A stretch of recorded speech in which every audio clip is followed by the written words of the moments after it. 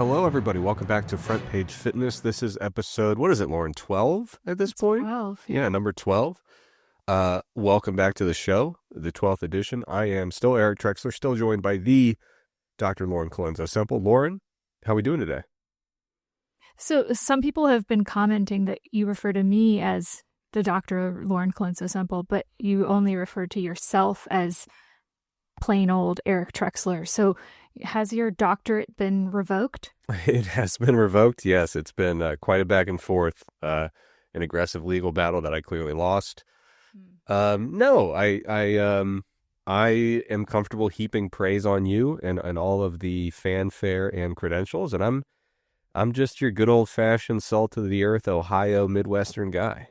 You know, that's all I am. That's why viewers on YouTube will see this beautiful banner behind me that just came in today. This is not its final resting place. I'm getting ready. I got a new office at the old day job, so that's going to be going up in there. But you see a beautiful Ohio State banner, all 9 of those national championships in football, and of course, the 2024, the most recent one. What a beautiful experience that was. So that's just me. I'm just a regular guy. I love Ohio, love football, love God, family, guns, gravy, all that kind of stuff. For the record, you've never heaped praise on me on this podcast. In fact, entirely the opposite. But sure, we'll go with it. Yeah, sure. So, Lauren, my understanding is that people were a little bit jarred, including you, from me talking about the fact that Mountain Dew has been mixed with whiskey. Correct? That was offensive, disgusting. I actually forgot about it until I received this email from one of our good listeners, Dan. All right. So why don't you tell us the content of this email?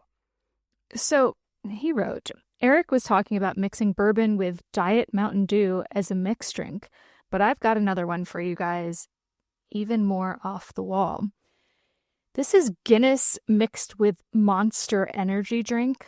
And according to our listener, he says, I won't even lie to you, it's actually delicious. Figured I'd share this with my new favorite culinary podcast. So, first of all, the reason I was laughing was not because of what you were saying, but because the link is to reddit.com/r/Gonster. For some reason, Gonster just really got me. That got me chuckling. So Guinness Monster, it becomes Gonster. One question I have, a serious question. Did they mention what kind of Monster? Because Monster comes in a lot of varieties that I would imagine only certain ones work. So it looks like, based on the Reddit thread, that, you know, the OG version of this cocktail is the original green Monster. Yeah. And I actually, like 90 grams of sugar per. I Googled this to be like, what flavor is that? And then I remembered that Monster doesn't have flavors. It just has colors. It's green flavors. Right. So some people are saying, you know, if it's not green, then it's not, it doesn't qualify for the Gonster. But then I did scroll down the thread. Clearly I have too much time on my hands. And other folks have tried this with the pink Monster. I like that. And I might be thinking of the orange. Yeah, it's some kind of punch, I believe. Okay. And then called it the Guinness, like pink Monster Guinness. Anyway, it looks horrifying. I'm offended. But thank you for your email, Dan. Yeah, appreciate the email. And Lauren, I'm glad this came back up because a lot of people say something about you, Lauren. They say that you are a gaslighter. You are a person who gaslights, a person who badgers people or batters them into believing that what is true is actually not true. And it really rattles their confidence. More of the praise. Thank you. Yes. So I mentioned, I was like, yeah, you know, there are people out there who mix Mountain Dew with whiskey. And it's a thing that happens, and you were shocked, you were appalled, you were disgusted, and frankly, you kind of made me feel like I was crazy for suggesting this had ever been done. Well, being the food historian I am, as we talked previously about, who was it that we were talking about? Was it Kellogg? Yes. Yeah, we talked a little bit about that food history. So, Lauren, what if I told you that not only is it a totally normal thing that people mix Mountain Dew with whiskey, but that is actually the original intended purpose? So, I would not believe you. the origin of Mountain Dew, per Wikipedia, it comes from two bottlers in Tennessee named Barney and Allie Hartman, and they developed it in the 1940s specifically as a mixer for liquor. And in Tennessee in the 1940s, people are drinking whiskey and probably some moonshine as well. But yeah, so it was, and that's the reason Mountain Dew used to be a slang term for whiskey, because it was, distilled and created in the hills and the hollers of Tennessee and North Carolina. So now that I'm a North Carolinian, I've been here for a long time, I'm totally tapped into the old whiskey moonshine culture and history around here. So yeah, Mountain Dew was literally designed to be a mixer for whiskey, and its name is literally a tip of the cap to a slang term for whiskey. So the more you know. I'm kind of shocked that it's been around since 1940. I know it's like right? it's like an Appalachian Americana institution here, and I did see something that also made me laugh. Uh, when I was looking at the Wikipedia, here it is. Yeah, production was extended to the United Kingdom in 1996, so we gave it a good 60-year run in America, and then said, "Okay, UK, you can finally have this." So it was extended to the UK in 1996, but phased out in 1998. So apparently They said no thanks. they're not as into that Appalachian culture up there. But Well, I guess they never explored mixing Guinness with Mountain Dew. yeah, I mean that could still be on the table. I would imagine that whether you're doing whiskey, bourbon, or moonshine, I think that those are very safe bets for mixing with Mountain Dew. Anything else, you're basically in uncharted territory, but you're welcome to be the pioneer that makes it. Would you try a Gonster? Oh yeah, I try a Gonster. I mean, I really like beer, but I don't like the really dark beers like the stouts and the porters and stuff. So I Guinness really is not your game. Yeah, I don't like the way that they have the almost kind of creamy vibe to them. I really like really bitter and hoppy beers. So I think, frankly, I'd probably like a Gonster more than I would like just a regular Guinness, if I'm being honest. But I'd like to try it with the white Monster, because that's always my go-to Monster. I no longer drink Monsters, but I did go through a white phase and a purple phase. And at one point, that is a rough point, a low point during my master's degree, I did mix white or purple Monster with pre-workout and then just kind of stir it together as, because obviously if you're having pre-workout, you need another caffeinated beverage. And if you're having just a caffeinated drink, you should probably add some pre-workout. So I did briefly go through a phase with Monster. Yeah, I think everybody did in fitness around that time period. I mean, that would have been the early, I guess mid 2010s. I mean, that's when Monster was pretty much ubiquitous in the fitness space, and especially the white Monster. So that's back when I got most of my mileage out of white Monster. Lately, just kind of coffee, and I have been getting back into the diet soda game, getting some more variety into my life. But yeah, it's been a while for Monsters for me. But hey, folks, there you go. That's some good old Appalachian history of. That's why they can't come to listen to us for sure. I think that's a big part of the draw. I mean, the email said it very clearly. They figured they'd share this with their new favorite culinary podcast, and that extends to beverage. And as a reminder, if you'd like to send us an email, frontpagefitnesspodcast@gmail.com. I've been enjoying some recent emails. Yeah, can we allude to the one about sleeping positions? Is that kosher for this episode? Yeah, let's do that.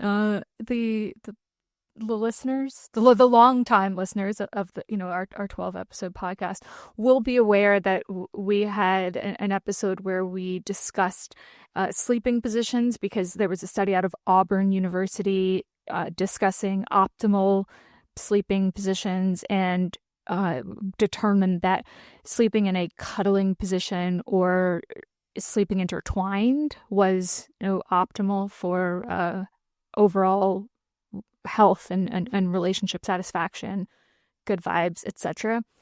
And I brought this up because we were very interested in the guy who did that 30-day multiple raw egg per day challenge that was extremely damaging to his relationship.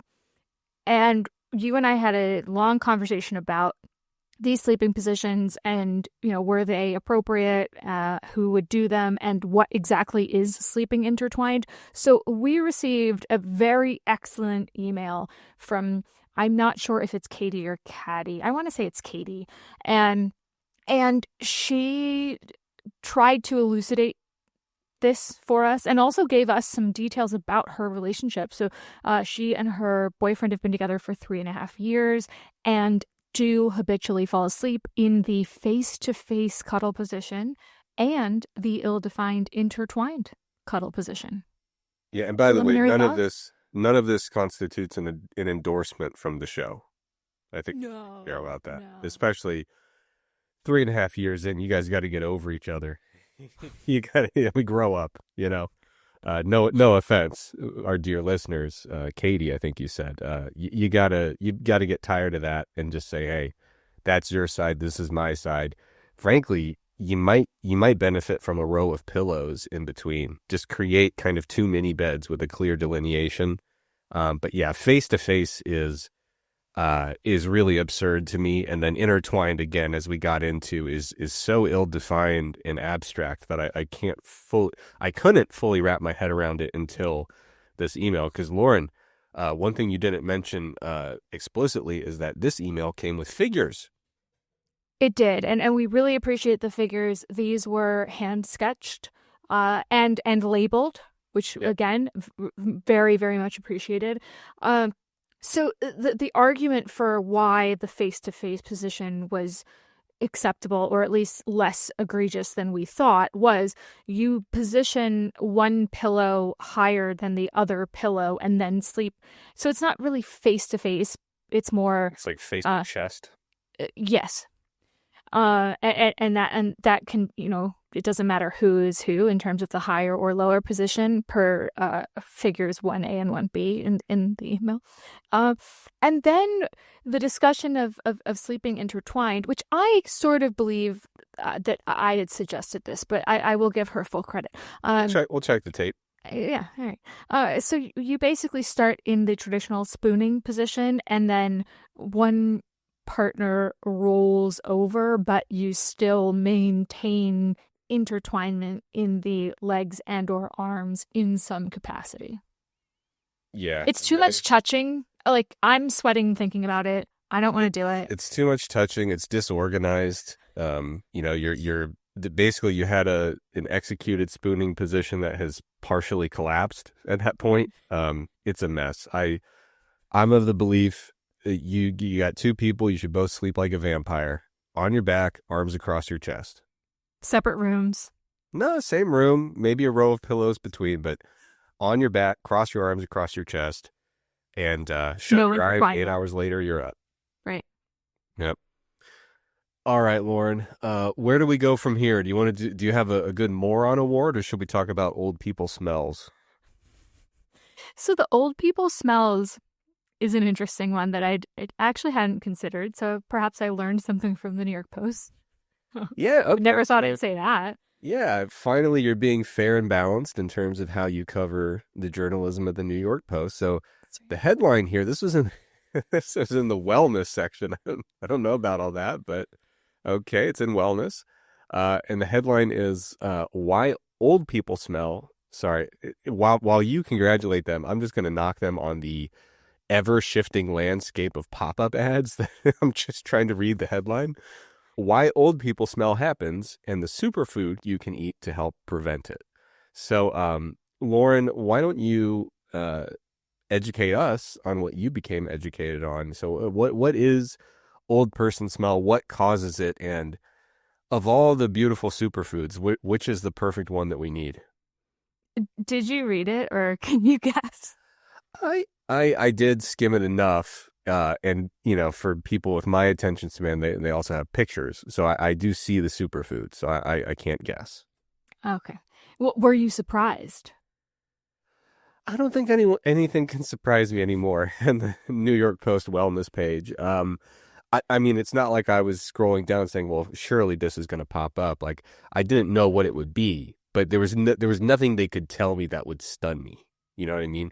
The only thing that would have stunned me if they were like, it's actually onions. Then I would have been, if it was onions or garlic, I would have said, well, I'll be damned. But anything other than a pungent smelling thing like that, I had no idea. So this term, old people smell is supposedly associated with this chemical compound nonanon, um, and that or nonanol, and so essentially this increases with age, but it's not something that is necessarily tied to lifestyle factors. And there are a bunch of proposed mechanisms for this, but uh, essentially this and a related article from Vice used some pretty shaming language in that for the elderly community. I did pull a quote. It said, "So if you're trying to smell like less of a decomposing library and more like a fully functioning human, mushrooms might be your new best friend." Yeah, I did not actually read the article. That's certainly a pointed. I'm going to assume that the author of this is under the age of 60. I'm just going to go out on a Yeah. Maybe doesn't know anyone over the age of 60.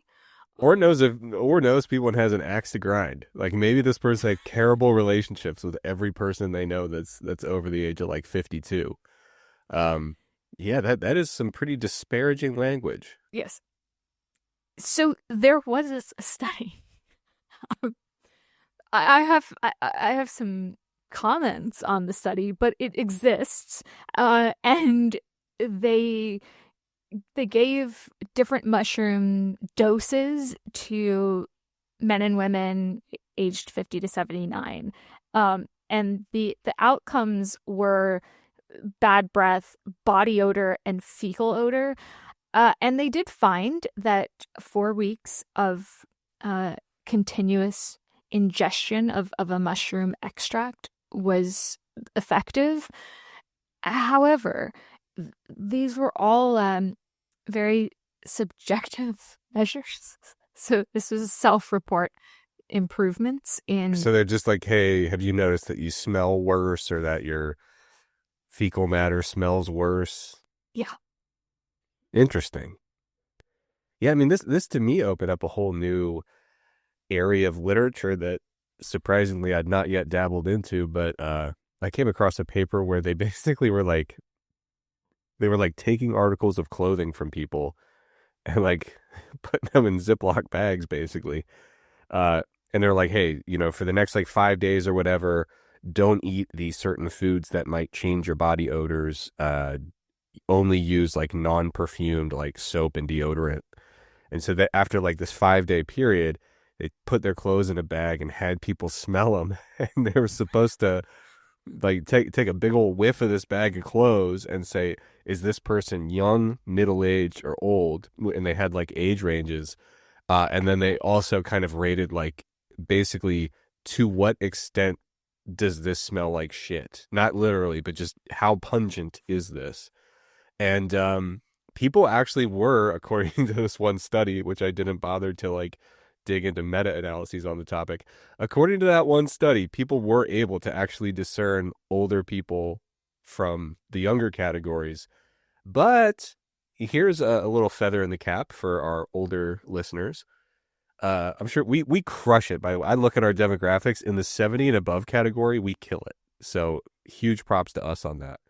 But a little feather in the cap for our older listeners is that actually it was the like middle-aged category that smelled the worst, which really surprised me because like the things you hear is like young people, they still got, their hormones are all going wild. I mean, it's not like they're And in like puberty. younger boys are just dirty. Yeah, but you think like, people that are like in their 20s, I would expect that they're running around sweating it up and just smelling like crap. And then old folks would have this quote unquote old person smell. Sure. So I was very surprised to see that people were not, people were very much repulsed by the middle-aged smell, which is, I guess, What a study. for us, Lauren, concerning. We're right in the sweet spot of, or we're approaching that sweet spot. So we got Guess we got to up our mushroom intake. Yeah, why not? Mushroom and all the other superfoods. Throw some grapefruit, some spinach, some kale. Why not? Let's do it. All right. Let's keep it on the topic of diet. I'm very interested in this one because I've got some skin in the game in terms of my dietary practices, but the headline here is acid-busting diet triggers 13-pound weight loss in just 16 weeks. And you have a link to Science Daily and then also a link to a study in one of the journals in the Frontiers family. So Frontiers in Nutrition, I believe. Yeah, so this was a secondary analysis of a primary study that came out a couple of years ago. And basically they're arguing that the vegan diet had this quote unquote alkalizing effect, and that is what promotes weight loss. And so you'll see this messaging with these alkaline waters or other beverages or alkaline diets, and it's really just a bunch of crap because I mean, our blood pH is, really tight range by design and is tightly regulated by the kidneys. And so when you start consuming any sort of food or beverage to try to mess with that, it automatically corrects. And I know a lot of these diets or beverages will say, oh, you should be testing your pH in your urine, but that is a kind of acute measure that's not reflective of overall blood pH because it automatically says, oh, we're going back to normal. And if it didn't, then you'd probably be going to the hospital. So these are not good things. It's really just kind of an overpriced marketing shtick. Surprise, surprise. We never see those. But I was intrigued by this because I'm thinking, like, what gives? You're saying one group on the vegan diet lost all this weight and the group on the Mediterranean diet didn't lose weight. So I don't buy this whole alkalizing effect, but I was curious as to what was the reason why you would see this weight loss on the vegan diet that you did not see in the Mediterranean diet. So I pulled the original paper, and lo and behold, what do you think I found? I mean, I don't know what you found. I found barely anything. This is a wildly concise paper, and that's not a compliment. There's like nothing in it. But anyway, what'd you find? That in the original study, they didn't control for calories. And so when you see the actual caloric intake between the vegan group and the Mediterranean group, they clearly lost more weight because they are eating substantially fewer calories. So did you go? So I'm looking at the paper in Frontiers. Were you looking at the original earlier paper? Yes, because this was a secondary analysis of the original study. So the original study actually had they were assigned to this or that, but they were just assigned to consume certain foods and avoid other foods. There was no, hey, eat this much.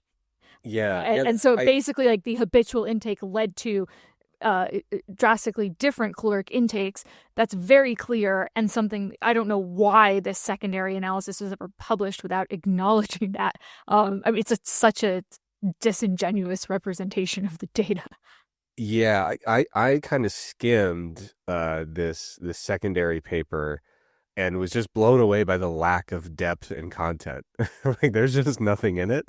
And I don't think they were very forthcoming about the fact that the people who lost weight were eating dramatically fewer calories, which is kind of an important thing to note. Yeah, they were in the discussion, which is very, very brief. They just kind of talk about this whole acid base thing, in which case, I mean, maybe this is a stupid point. I'm kind of coming up on the fly, but why wouldn't sodium bicarbonate supplementation just be like a remarkable weight loss intervention? Right. I mean, you can't really do better than that in terms of trying to induce any kind of alkalosis. Uh, but yeah, this is, you see a paper like this, and then if you're like working on, like I'm working on a paper right now that's like, it's such a pain. It's so long. It's so detailed. There's so many ins and outs. And then you see a paper like this and you're like, why am I trying? Like, what, if this counts, what am I doing with myself? But yeah, I mean, especially when you look at like, when you look at like what they encourage people to actually eat. So, people on the Mediterranean diet could eat fruits, vegetables, legumes, nuts or seeds, fish or shellfish, and favors lean white meats over red meats. They were encouraged to consume olive oil every single day. And then when you look at the low-fat vegan group, they said eat vegetables, grains, fruits, and legumes, and make sure it's low-fat. And so, like, that diet sucks. So, like, yeah, if you tell me I'm gonna be eating that and trying to keep fat like very low for a short time period. So in this case, it was what, 16 weeks. Yeah, I'm gonna lose weight just from disinterest in consuming food at that point. Yeah, all that food tastes bad. And save the hate mail, because it's important to acknowledge this. I'm a vegetarian, so I'm not piling on. I was vegan for a few years. Dairy was just it just pulled me back in. But I've been a vegetarian for many years, vegan for a few of those. So I'm not a person who just bashes on vegetarian diets, but yeah, the way that they describe the recommendations here is not a particularly exciting diet, and certainly compared to the Mediterranean one, I'm thinking, ooh, Mediterranean, I'll get me a nice flatbread pizza with a little bit of olive oil drizzled on it. If you've ever been to like a Mediterranean restaurant, those menus are far from boring. Call them what you want, but it is not an unpalatable cuisine by any means. So, yeah, it turns out, you eat more, you don't lose all the weight. You eat less, you lose the weight. We could probably leave all that acid-based stuff for the birds, because I don't find that to be a remotely compelling mechanism. And it's essentially like the way that they frame it, because like you have to do more than that. You can't say like this thing caused weight loss because people ate less. Also, we found these indicators related to acid-base balance. And even if they correlate, it's like, well, two things can be happening at once without any kind of causative link between them. And so they basically said a potential mechanism by which metabolic acidosis may contribute to weight gain is by increasing the secretion of glucocorticoids. So like, come on, man. Like, you really think you are, first of all, like you said, Lauren, you really think you're making that big of an impact on your acid-base balance? You're probably wrong. Then you think that alone is going to have such a big impact on your glucocorticoids that it's going to send cortisol through the roof to an extent that now you're basically like, storing, what's that syndrome where you have like chronically elevated cortisol and you gain, typically gain Cushing's. Yeah. So now all of a sudden you have like pseudo Cushing's syndrome because you ate meat basically in this diet. Like it just doesn't work. It doesn't make any sense. It's not physiologically plausible. And I'm kind of bummed that Science Daily, which isn't the New York Post, would highlight this study. Yeah. Yeah, I don't know. I think we gotta shut this whole thing down until we can figure out what the hell's going on. And by this thing, I mean science. Everybody chill. There's too many journals that publish too often. We really, I've always been, I know this is not the podcast to get into like science policy, especially the nuts and bolts of publishing, but I think the world would be a better place if every academic who works at a university, if we told them, you're allowed to publish 2 papers a year, make them count. But like the way it works now is everybody publishes like a million little fragmented pieces of crap. And then people, get all worked up about like a secondary analysis like this. There's nothing in this paper. The mechanism's not plausible. This should have never happened. right? No, they just did it because they were trying to push this narrative, clearly. Because they didn't even acknowledge the discrepancy between groups and caloric intake. And so it's just bad science. And it shouldn't Yeah. have been published. Yeah, it's just nonsense. But that's my belief is that if you told researchers you can only have your name Yeah. on 2, maybe 3 papers a year, go make them count. The signal to noise ratio in terms of how much good science occurs versus bad science would be completely inverted. Fair. But no one asked me, Lauren. They don't let me run the world. No. They don't let me run science. They don't even let me run my university, for God's sakes. So there's only so much I can do. You can only co-run this podcast. That's true. But it's not nothing. You know, there's not that many podcasts out there. So that's a pretty big piece of the pie in terms of power. And I hear this is one of the best. I do hear that too. All right, Lauren. Let's get back to some arbitrary strength assessments. We had we had the football field test, right? Where crunches, crunches, and if there's 11 football people field charging at you, and so you have to get up. Yeah. So let's get to some arbitrary metrics here. So this says, didn't we do one that was like how many push-ups you could do at a certain age? Yes. With some kind of fake markers there. So let's keep that train rolling. So that the headline is, if you can perform these 3 moves without stopping, you're in peak shape at any age. Okay, so this is a brand new reveal for me. Did you look or no? Will you guess? I'm What fresh. are the 3 moves? If you can do these 3 moves without stopping, I'm going to say a squat, jump, a burpee, and a push-up. That is quite close. It's But I'm thinking of a thing you could do as kind of like a continuous complex. So that was my line of thinking. I mean, but a burpee sort of, when are you going to do the push-up? You can do it at the bottom if you like. But if you're doing a burpee, then it's a true burpee is chest to the floor. Yeah, when your chest goes to the floor, then you interject with a quick push-up, and then you continue on as you were. Like a strict push-up? Yeah. Okay. Okay, so how close was I? Now I'm on. You're pretty close. So I would never have guessed burpees because burpees are just a horrific exercise that no one should ever do. That's how you get shape in prison, Lauren.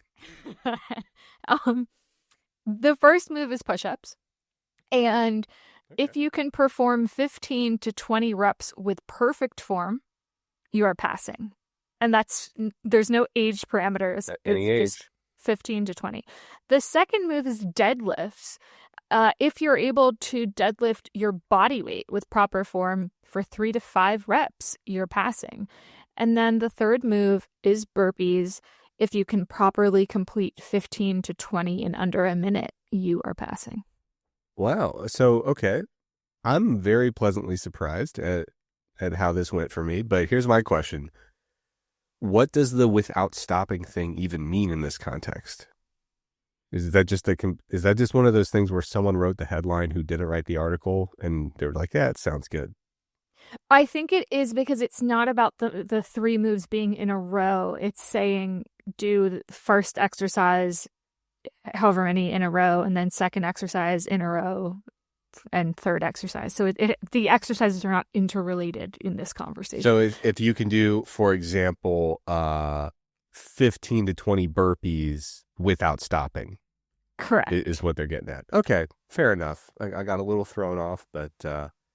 The 15 to 20 burpees is in under 1 minute. That had a time crunch on it. The other ones just say perfect form. Perfection is a high bar, but it's what you got to do, I guess. So how do you feel about these exercises as being the arbitrary criteria? First of all, I would imagine you have some pushback on the concept of having criteria that come down to 3 exercises in the first place. But if you had to pick 3, how well do you think they did? I think it's dumb. Yeah, I imagine that might be the case. I mean, Frankly, I think whenever anyone just holds on to one exercise and says this is a measure of wellness or longevity or overall strength, it's stupid because, yeah, Because we already know you it's grip strength. it's That's what what you should be training for. just hang on that bar Yeah. for as long as possible, and then you will live long. If you can keep your dead hang just hanging on the bar above 1 minute, I have reason to believe you will never die. Yeah, you'll live forever. But anyway, as you were. And eat your mushrooms because, you don't want to stink. Correct. I hate these types of recommendations because, first, I mean, performing burpees, if you are, I mean, I won't do them, but I'm certainly not. I mean, I remember when I used to teach group fitness, and anybody over 50, the majority of people over 50 in my classes would be like, I'm not doing that because, I have blood pressure issues kind of changing from like going down to the floor and popping up, and, my wrists hurt, and I'm not doing that. And there are also plenty of people who push-ups are really uncomfortable for their wrists, or their strength is such that they're not even close to being able to do one strict push-up. So how else can we build upper body strength and muscle mass? Guess what? There are so many ways, and we can do a variety of exercises that don't involve you trying to be in a perfect plank. And many people don't even have the kind of kinesthetic awareness to know that their plank is in proper form. And so their hips are way up, or, they're not kind of maintaining that plank as they descend into the push-up. So I just think push-ups and deadlifts are two of the more technically challenging things to teach people to do well. So as far as setting a standard for fitness for the majority of the population, quote unquote, at any age, that's a huge problem. Why would those be the markers of fitness? We need to encourage people to do things they can master technically early on and then begin to progress, because that's what's going to build your strength and muscle. Of course, push-ups are great, deadlifts are great, but the idea that everyone has to do them is problematic. Yeah, and if you wanted to make these like maximally related to like stuff that tests the things you have to do in life, then the three that would come into mind to me would be more like picking up a heavy sandbag, a farmer's carry, and like a Turkish get up or something. Like, can you get up off the ground? Can you pick up a thing off the floor? And can you carry something heavy? A Turkish get up is a crazy suggestion.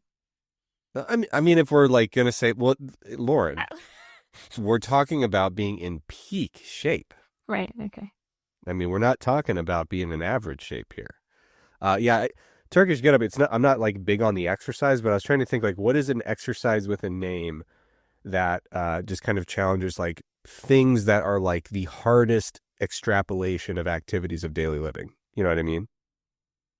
I would say something like walking lunges would be good because they demand a fairly large range of motion. There's a stability component involved. If you're holding weights, then, perhaps you're involving the, extremely important grip strength. Oh, yeah. So Let's talk about my farmer's carry. You can't do better for grip training than a heavy farmer's carry. Ugh, I hate farmers. I will never. Everyone does. But yeah, we don't really need this stuff. I've had people ask me, hey, like people who make like general fitness content, like, hey, what are some basic strength standards? And I just reject the premise entirely because I'm like, they're basically, it's for like, a 20-something who wants to know, am I strong or not?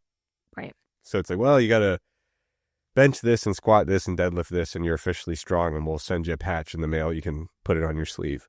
But like, that doesn't really make any sense. And so like, I'm not big on strength standards because at the end of the day, like, I think this kind of is an offshoot of if you've been in athletics, like if you've worked in strength and conditioning, like I worked with football players and I worked with wrestlers. And what we trained for was fundamentally different. The types of exercises we use, the types of physical characteristics that we value in those sports.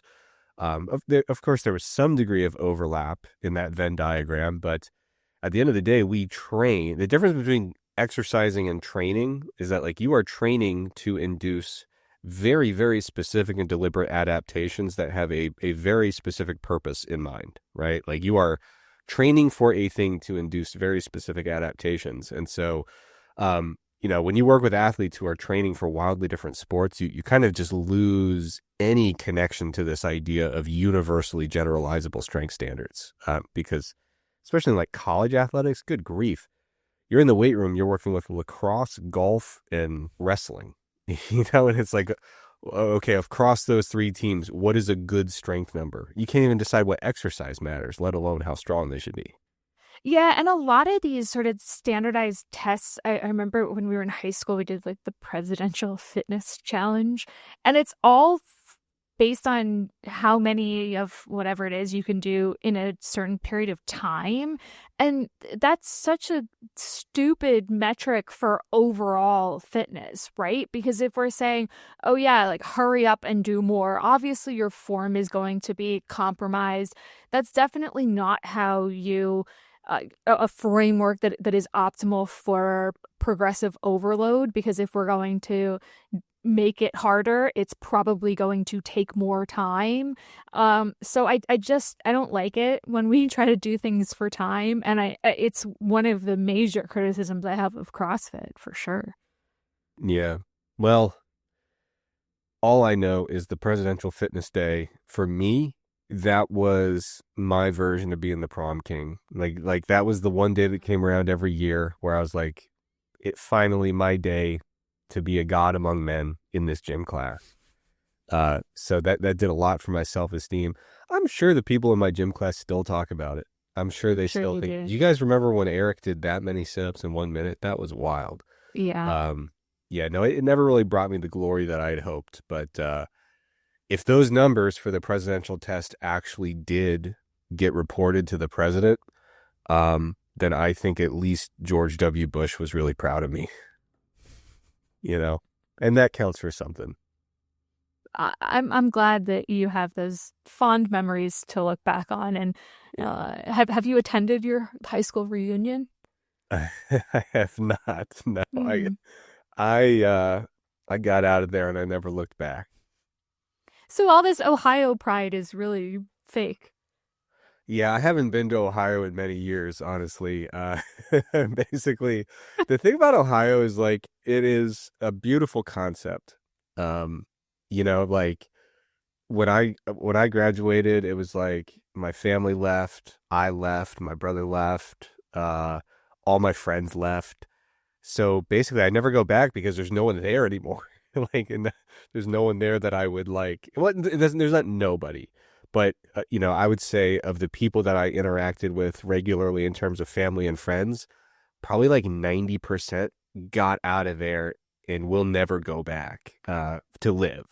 So basically what you do is you go to an Ohio State football game and just kind of meet up with everybody and make a little weekend out of it. But yeah, my Ohio days are probably behind me. That is true. But it was still, I still have the fond memories growing up and the fond memories having exotic meals at chain restaurants. And that's worth a lot to me. All right. Mirror Lake. Do you know about Mirror Lake? I know nothing about Ohio. Yeah, I think that's a tradition that they actually ended due to fatalities. But there was a tradition where, Ohio State plays Michigan every year in football, and it used to always be all the traditions in college football are dead or being rewritten, but it used to always be the the Saturday after Thanksgiving. So we're talking like late November in Ohio. And so basically, I think maybe like the Tuesday before that game or something. I'm probably mixing up all the dates, but at the very end of November, we would all go jump in the lake and have a big old party on campus. And yeah, it was one of those things where you would dread it and also look forward to it all year. And then you jump in this like frigid 33-degree water and almost get hypothermia. And That's what college is all about, is pushing the boundaries of physiology and almost dying of hypothermia and living to tell the tale. Nice. Yeah. All right, Lauren, we have, let's see here. Oh boy, we've got the government, we've got big pharma, we got a lot going on here. So let's dive in. The government crackdown on off-brand Ozempic has begun. Here's what that means for you. And this is from Apple News. So Lauren, what in the world do we have going on here in this epic battle between the government and big pharma and people who are trying to undercut big pharma?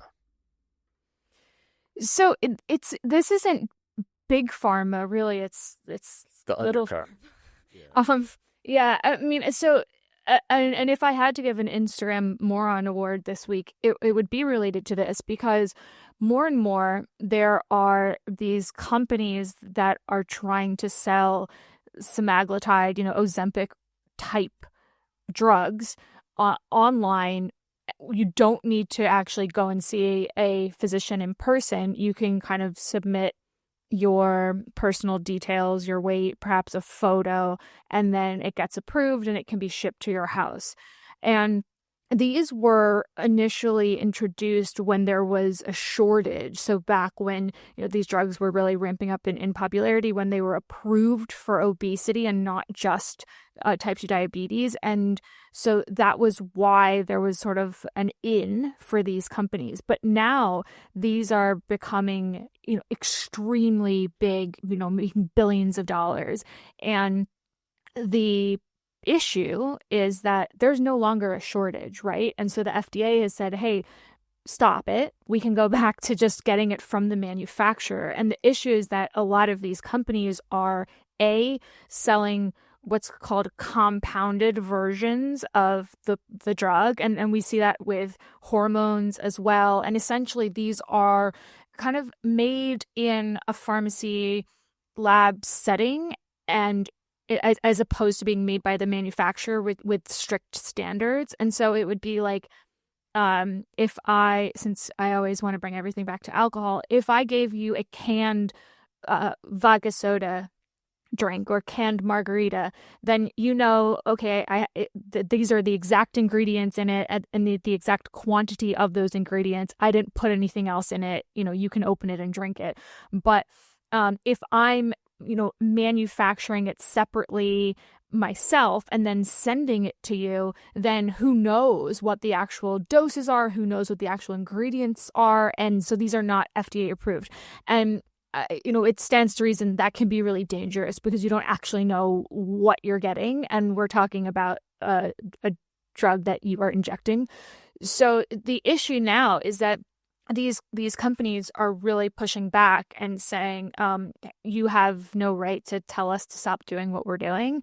And the Instagram moron of it all is the fact that now a lot of these companies have affiliate programs. And so you're getting the influencers to say, hey, are you entering middle age? Did you know that microdosing GLP-1s can be really effective for longevity? Or even if you don't need to lose weight, you can prevent weight gain. And here's my code, or here's my link to one of these websites where you can order these compounded versions of the GLP-1s online. It's very easy to get.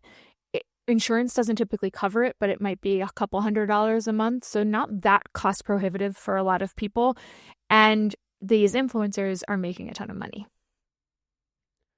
Yeah, this is really interesting. I was just looking, I just Googled compounded Ozempic, and yeah, they're not being shy about it. There's it comes up if you Googled Duke sweatshirt, it's yeah, here's one for $40 at this website. Here's one for $55 at that website. So yeah, it's just like any kind of shopping entry where you have different prices at different companies of yeah, come on and buy it. And then it looks like, you kind of say, yeah, okay, I was clicking around. I was yeah, I'll get started. And so, and then, yeah, you start filling out some information, and it looks like they're basically going to streamline a kind of something hits the inbox of a medical professional who has the legal ability to prescribe things, and they'll probably be like, yep, the BMI you entered technically is above 30, so like you qualify. And yeah, it's like this whole little like streamlined operation. But like you said, Laura, there's a lot of controversy about these compounded GLP-1s for the reasons you mentioned, and there have been some instances, of course, there's some instances where that people are making, compounded versions that are pretty, true to form. They function the way they ought to, and they're basically just kind of, trying to make money selling essentially a pharmaceutical drug in a semi over-the-counter way.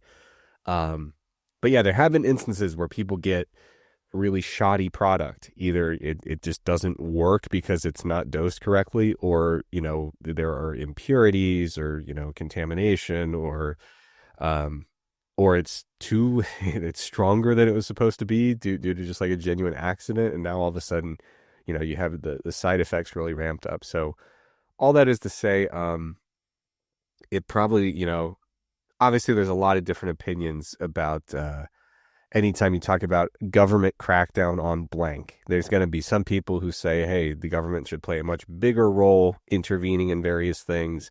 Some people who are generally just predisposed the other direction, saying whatever, live and let live, let the people do what they want.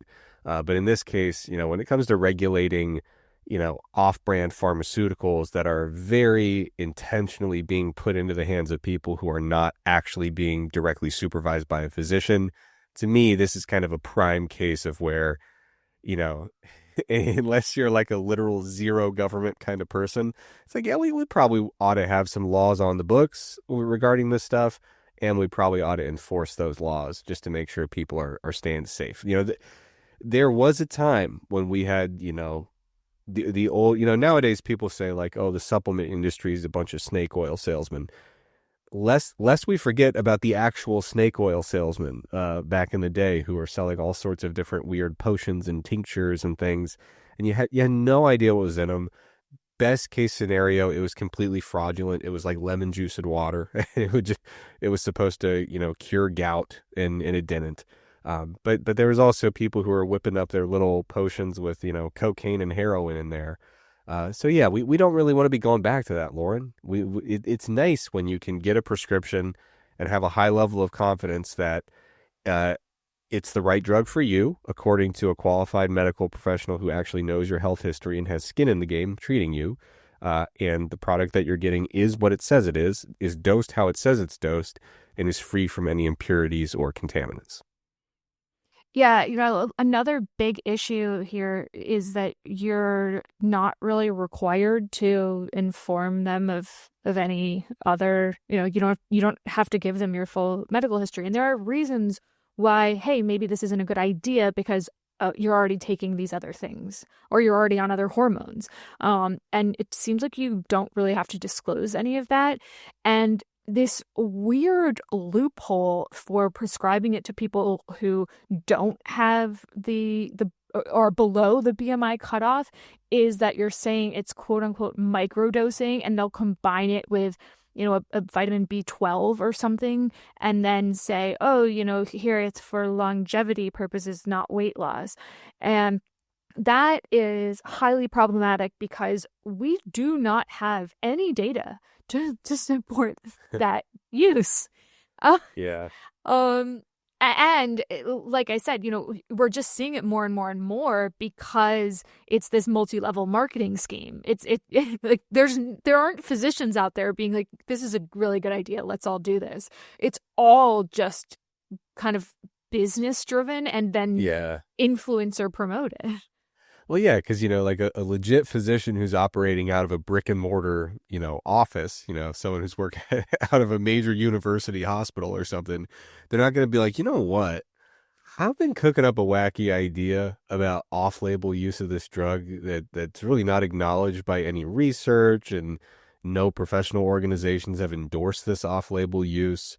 But I like it. And so I'm going to start doing this with all my patients. Like, that's just not happening. But when it comes to, like you said, the kind of like multi-level marketing profit motive driven, like, hey, we have this stuff and we want to get it in a lot of different hands. That's where you start to see fairly reckless applications like you just mentioned. And to be clear, like I've said many times, no need to beat a dead horse here or feed a fed horse, but with these kind of this new class of drugs, I think it is such a powerful class of drugs that has so much potential to do so much good for a lot of people.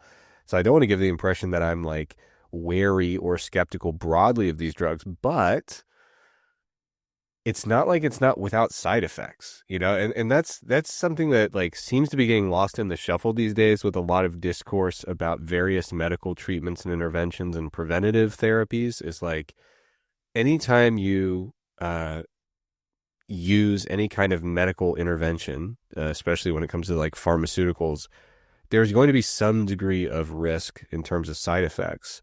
And that's just a reality. And the question is, based on your medical history, your risk factors, do the potential benefits outweigh the potential risks for using this? And so if you are, someone who has a BMI of 39, you've tried all sorts of things to try to lose weight without any kind of pharmaceutical intervention, it's been very difficult for you all your life to get your BMI under that like 37, 39-ish range. It is, a physician who's treating you would likely look at your total health history and make a determination about whether or not this is the right drug for you. And there are many cases where it is the right drug for a person in that scenario. However, that physician is also going to say, hey, this thing is not magic. Like there are risks associated with this. There are potential side effects. But the reason we're going to go ahead and try this is because we're talking about potentially extending your life by many years if we can actually get you down to a body weight that's more compatible with good cardiometabolic health. But the idea of just kind of recklessly throwing this stuff around there, it's not creatine. It's not like you're just like, yeah, we'll get it in as many people's hands as possible and see what happens. Because, you do run into those scenarios where people have some pretty nasty side effects. And it could be just, complete lack of appetite. It could be vomiting. It could be more serious things related to the GI tract. And yeah, this is not, I don't want to give the impression that it is just like a broadly dangerous intervention, because like I said, there are a lot of people for whom the benefits outweigh the risks. But still it's not a zero risk thing to use these types of medications. And to me, it's just like such a shame that you'd have people who do not qualify for the use of this drug and are being given it for a completely unjustified off-label application, and then are experiencing potential side effects when they really stood virtually no chance of benefit from this drug. Yeah, I mean, I think this is really, it's also just a caution, more broadly speaking, about these compounded hormones, because this is happening with hormone therapy for menopause as well. You have these people who are doing the same thing, trying to sell estradiol, progesterone, testosterone to women online, and those don't come without side effects either. And the reason why you want to monitor your response under the care of a physician who actually knows you and knows something about what they're prescribing you and can monitor and make adjustments along the way is because typically you don't just kind of throw everything at you and then say, oh, let's see what happens. Because then we don't know if you have a side effect, what was the drug that's causing the side effect. And so if all of a sudden I'm taking hormones and I'm taking a GLP-1 and I don't know what it is that caused the side effect, that's why we would want to start with one and see how that goes and see if it's well tolerated, and then add the additional one and see if it's well tolerated, etc. And so I mean, not only is this just kind of reckless from an overall safety standard, it's also not allowing for the clear need for consistent monitoring and adjustment, whether you're on a hormone for menopause therapy or whether you're on a GLP-1 or any other medication that you're getting that isn't properly monitored by somebody who knows what they're doing. Yeah, yeah, and Lauren, you know that we both write for the Mass Research Review. Check it out, massresearchreview.com. But I recently wrote an article about testosterone replacement therapy.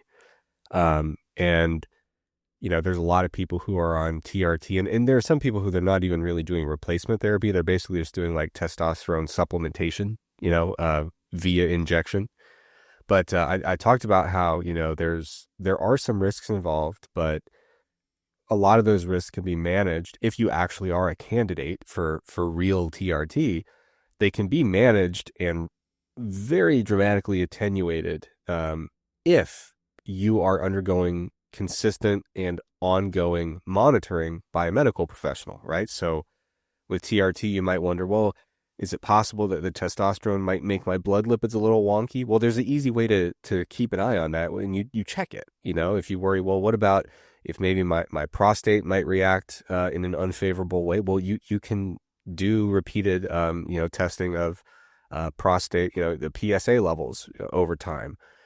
People worry about their blood pressure. Get your blood pressure checked. People worry about their hematocrit or their hemoglobin getting too high. Again, these are things that if you go into any medical office that is a real functioning office, all of these things can be very easily tested. You go back every few months and keep an eye on things, and you've really alleviated all the stress and potential worries about those things. But yeah, if just every month a vial of testosterone shows up in the mail and they make it as big as you asked them to, then it may or may not be what you think you ordered. Exactly. Yeah. Then you could just be using ridiculous doses and actually causing some harm that goes unnoticed because you're not actually checking and you don't actually have a medical professional who's doing all the type of testing that you would do under this actual medical intervention. So it's sort of crazy that we're talking about hormone therapy and GLP-1s the way that you might talk about getting steroids in the gym locker room. Yeah, it's right. It's sort of the same thing, except now it's very mainstream. We're not just talking a bodybuilder, because since this is so overt and marketed so publicly, it feels acceptable. It doesn't feel like it's something that shouldn't. That isn't on the up and up, even though it's clearly not. And I think that is the big problem here. It doesn't feel like you're doing something that everyone else isn't doing. It is funny. It's like, the 4th of July is in 2 days. I remember when I was a kid, fireworks were illegal in Ohio. But around the 4th of July, it's like everyone just understood we don't care. So you could just go to a fireworks stand in Ohio and buy them and set them off on the 4th of July. And just everybody decided we're not worried about it. Right. But it was one of those things where the fact you were doing it out in the open, you're like, this doesn't feel illegal. You're like, we're not whispering about this, right? It's the same kind of thing with this where, when you're doing these things, you're like, if we were whispering about this, it would seem really bad. But because we're just doing it brazenly and out in the open, we're like, yeah, no big deal. That's normal. But yeah, it's a very odd thing that, like I said, I just, you Google compounded Ozempic or compounded semaglutide, and it just kind of shows, you feel like you're shopping. It's just like, yeah, where do you want to get it? Do you need it now? You want it next week? Tell me your BMI and your birthday. We'll get you rolling. One order of geriatric pants, one order of hormones. And they even had this one, I'm not going to call them out because I enjoy spending time in my life outside of court. But it's just like a normal kind of marketing, special discounted rate your first month and then this much every month after, and free expedited shipping, no membership fees. They're just going and making the sale. This is not medical care. This is sales. Yeah, no, it'll be like, start here. What are you interested in click longevity, click weight loss, click. It takes you through the. I mean, these don't look like shady websites. They look extremely legitimate. And yet, when you boil it down, this does very much feel like the wagon. It's like the 1890s, and the snake oil salesman's pulling up with the wagon. He's like, "What ails you? You got headaches? I got that. You got chest pains? Easy. Your knees are shaped the wrong way? I got something for that. Yeah. So, yeah, these websites are kind of like, well, yeah, what do you want? Wait, you want testosterone? You want some semaglutide? Yeah, we'll give you what you need. So, And if you order all of it, you can save 20%. yeah, bundle up for the discount. Yeah, it's interesting times. We'll see. We'll see what kind of government crackdown happens here in terms of enforcement, because that's the big thing, Lauren. As we know from the supplement world, which is lower stakes, typically things actually get moving in the pharmaceutical world, but in the supplement world, it's been the same kind of deal where they're in many different instances of this. There was the pro hormones back in the day, and then there was all of the stimulants about a decade later, where you would just walk through any supplement store and you would say that product contains an ingredient that is not legal to sell as a dietary supplement. Yeah. And so does the one next to it, and so does the one next to it. Like this whole shelf is illegal. Yeah. They're not controlled substances, but these are not legal to sell as supplements. And the rules were already on the books, the laws were already written, and it was just nobody enforced them. And everyone knew that these were not being enforced. So it'll be interesting to see how these, because now that you have like actual like heavy hitters, like companies that actually have some resources that have dug in and they're like, no, we're doing this because we've been doing this. It'll be interesting to see how this enforcement actually plays out, and if they're able to really put that cat back in the bag, so to speak, because it does seem like at this point it is essentially an industry that is functioning and existing at the moment. Indeed. All right, Lauren, I think that does it for tonight. Anything else you want to say to the good people? Like I said, I've enjoyed your emails, so keep them coming. frontpagefitnesspodcast@gmail.com. If you see a wacky headline, if you'd like to share some random information, if you'd like to send us your stick figure drawings, all are welcome. Yeah. Send in the emails. We appreciate them. Lauren, something that I just remembered. Right when we hop off the call here, my wife is whipping up some dinner, and we're both vegetarian. She got some giant mushroom that is supposed to be consumed as if it's a steak. So what I'm going to do, my homework is I'm going to check back in next week, 7 days from now, for our next episode, and let you know if I smell less like an old man. Like a portobello mushroom? Yeah. Okay. Yeah. So we'll see if one giant mushroom is enough to reverse whatever early onset old man smell I have. And if you early ask her, because she's probably a good judge of your day-to-day smelliness. Yeah. And I don't know if I'm in the age range to have old man smell, but purely based on wearing exclusively geriatric pants, I feel like I skipped through a few decades. So I think I'm a prime candidate. Well, and if that study has any weight to it, then it could help with your breath. And I forgot, pillow smell was another outcome measure. Pillow smell. So monitor that one for us too. I will keep an eye on all of it, and I will check back in. Everyone, thanks so much for joining us. As always, we appreciate you, and we will be back in 7 days. Take care.